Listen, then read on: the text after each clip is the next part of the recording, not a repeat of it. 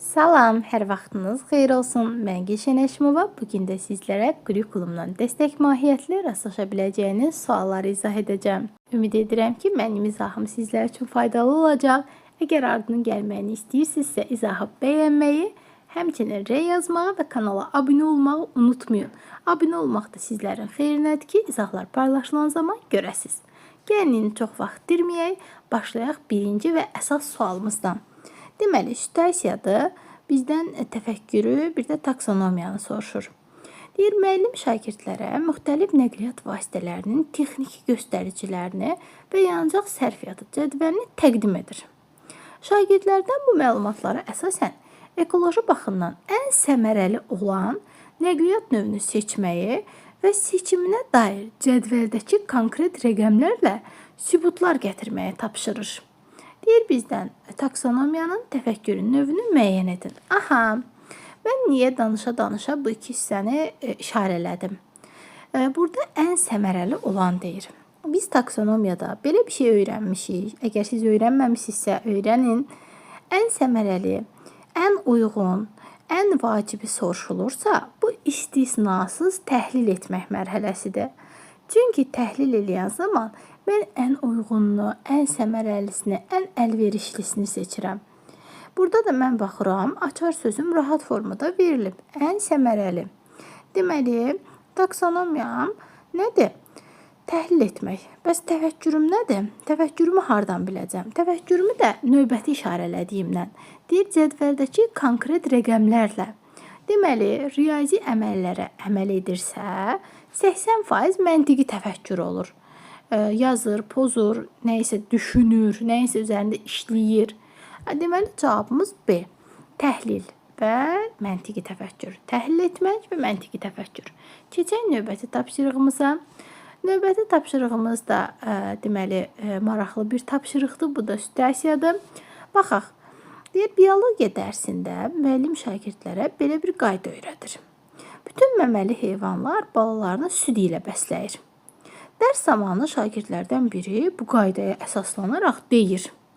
Aha, əgər yarasa məməlidirsə, deməli o da balasını süd ilə bəsləyir. Deyir, şagirdin nümayiş etdiyi düşüncə tərzi hansıdır və hansı mərhələyə uyğundur. Bunu biz xüsusən Piagetdə görürük.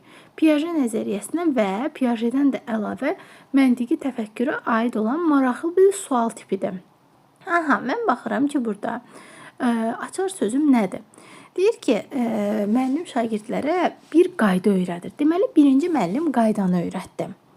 Qaydadan danışdı və sonra isə burada deməli, xüsusi bir nümunəyə keçdi. Şagird isə, baxın, deyir, əgər yarasa məməlidirsə, deməli, yarasıya keçdik. Qaydadan, ümumi qaydadan xüsusi hansısa bir nümunəyə keçiriksə, bu adlanır deduktiv düşünmə, deduksiya. Çünki qayda verilir. Məsələn, deyir ki, sizə başqa bir misal göstərim. Məsələn, mən deyirəm ki, isim varlığın adını bildirir. Bu nədir? Qayda. İsmin qaydası ki, isim varlığın adını bildirir. Bir də var, deyirəm ki, ardıca Gülşən sözü isimdir. Görsən, qaydanı verdim, qaydadan xüsusi bir nəticəyə gəldim. Bu nədir? Deduksiya, deduktiv düşünmə. Və deduktiv düşünmə də formal əməli mərhələyə, yəni formal əməliyyatlara aid olur. Cavab olur B. Yəni, deduksiya bərabərdir formal əməli və yaxud formal əməliyyatlar.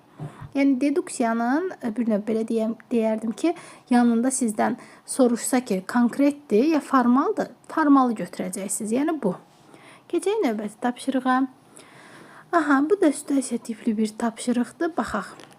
Deyir ki, valideynlər evdə tez-tez incəsənət və musiqi haqqında söhbətlər aparır. Evə qonaq gələn musiqiçilərlə müzakirələr edirlər. Uşaq bu söhbətlərdə birbaşa iştirak etməsə də, bu mühitdə böyüyür. Məktəb yaşına çatanda uşaqda musiqiyə qarşı xüsusi bir istedad və maraq müşahidə olunur. Baxmayaraq ki, ona heç kim xüsusi dərs keçməyib. Bu hal Vygotsky nəzəriyyəsinin hansı fikrinə əsaslanır? Aha, baxın, Vygotsky deyir ki, uşaqlar içərisində öyrənir. Yəni, uşaqlar içərisində bir növ belə deyim, formalaşır. sosial mühitdə, ətraf çevrədə. Burada da fikir verirsə uşaq heç kimdən nə isə öyrənmədən görüb götürüb. Yəni çevrəsindən, ailəsindən. Aha, baxıram. C variantıdır. İndi deyəcəm niyə digər variantlar deyil. Bax C-də nə yazıb? İnsan düşüncə tərzi və öyrənməsi onun yaşadığı ailə mühiti və cəmiyyətdəki sosial münasibətlərin təsirindən formalaşır. Bəli, mən bayaq nə dedim?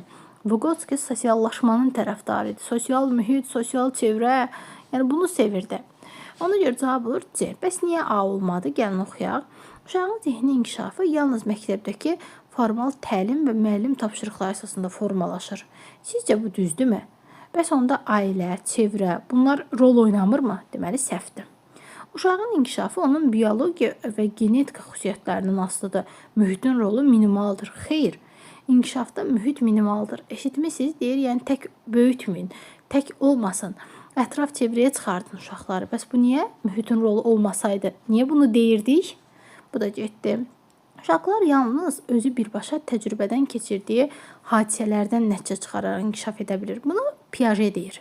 Vygotsky demir. Ona görə bu da olmur. Zehni inkişaf yaş mərhələsinə bağlıdır. Yaş mərhələsinə bağlılığı da yenə Piaget deyir. Vygotsky yaşlara bölməyib. Ona görə bu da olmadı. Cavabımız oldu C variantı. Bir də bir məsələni nəzərinizə çatdırım. Hal-hazırda bizim sıfırdan açılan yeni qruplarımıza qeydiyyat gedir. Hələ də gec deyil. Əgər siz də əzbərləmədən dərsi dərs müddətində öyrənmək istəyirsinizsə, bizə müraciət edə bilərsiniz. 055 280 59 24. Heç bir kitab və sayt almadan, artıq pullar ödəmədən, yalnız dərsə qoşularaqdan dərsi dərs müddətində öyrənib möhkəmləndirirsiniz. Əlaqə nömrəmiz aşağıdadır. Yəni bu nömrəyə yazaraqdan hələ də gec deyil, qoşula bilərsiniz. Keçdiyi növbəti tapşırığa. Aha, Fidan gələn ay keçiriləcək məktəb daxili olimpiyadada riyaziyyat fənni üzrə yüksək nəticə göstərmək istəyir. O bu məqsədlə özünə hər gün 2 saat əlavə olaraq olimpiyadada doğrusu tipli məsələlər üzərində işləməyi və hər həftə sonu bir sınaq imtahanı keçirməyi qarşısına qoyur. Deyir, Fidanın bu metakognitiv bacarıqlarından hansına nümunədir? Baxın, Fidanda baxan kimi mən gördüm ki, nə var? Planlaşdırma. Özü üçün bir plan tutub, onu edib. Planlaşdırma da nəyə aid idi? Özünü tənzimləməyə. Ümumiyyətcə bizim 3 istiqamətimiz var da. Özünü monitoring, özünü tənzimləmə, özünü qiymətləndirmə. Özünü monitorinqə aid 3 komponent var. Özünü tənzimləməyə aid olan 4 komponent var. Yəni hər birinə müəyyən komponentlər aiddir. Burada da özünü tənzimləmə, planlaşdırma olur. B variantı. Səbəbin niyəsində dedim. Planlaşdırmadır. Planlaşdırma da nəyə aiddir? Özünü tənzimləməyə.